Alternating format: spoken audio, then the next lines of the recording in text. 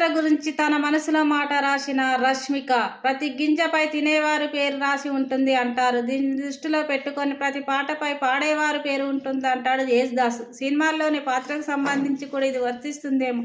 ఊహించని పాత్ర నటించి తన నటనకు ఫస్ట్ క్లాస్ మార్కు తెచ్చుకుంటే ఆ సంతోషమే వేరు. ఇటీవల విడుదలైన మూవీ చావాల మహారాణి పాత్ర నటించింది.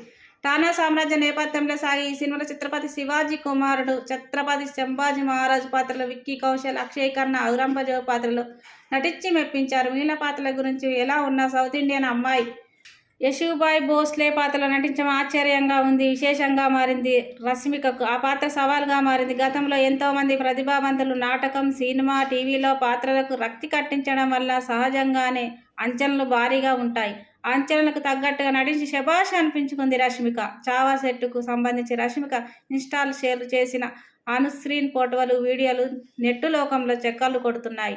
మహారాణి యశుబాయి పాత్రను పోషించిన నేను ఎప్పుడు అనుకోలేదు. దక్షిణ భారతదేశానికి చెందిన అమ్మాయిగా అది సాధ్యమవుతుందని అనుకోలేదు అని తన మనసులో మాట రాసింది రష్మిక మందన.